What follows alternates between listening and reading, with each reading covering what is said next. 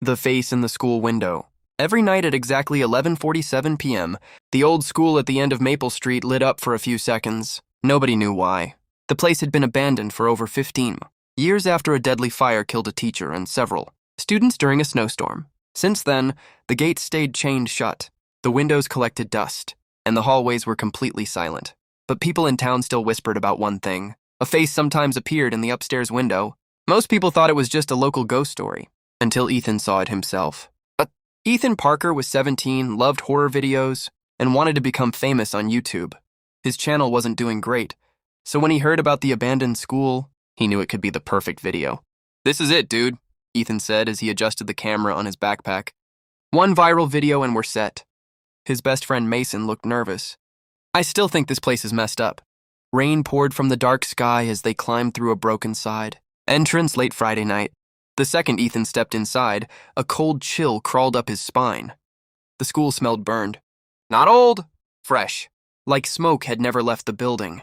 Their flashlight beams moved across broken lockers, peeling paint and black scorch marks covering the walls. Every footstep echoed through the empty halls. Then Ethan noticed something strange. The school clock hanging above the hallway still worked. Tick, tick, tick.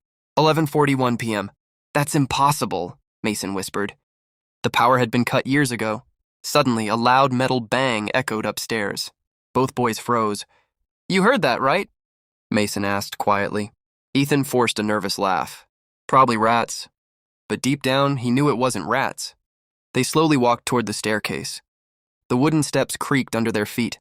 Halfway up, Ethan noticed tiny handprints burned into the wall beside him. Small children's handprints, black as charcoal. Mason stopped moving. "Bro, I don't like this."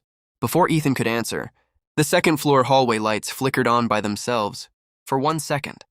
Then darkness again.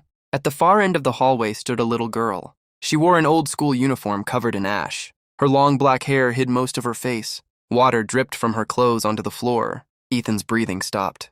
The girl slowly raised one finger and pointed toward room 214. Then she vanished. "Nope," Mason said immediately. "We're leaving. Right now." But Ethan's camera was still recording. This was exactly the kind of footage he dreamed about. "Just one more minute," Ethan whispered. They walked toward room 214.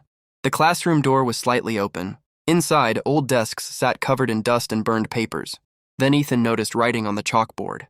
"You should have left!" The classroom door slammed shut behind them. Mason screamed and ran to the door, pulling the handle again and again.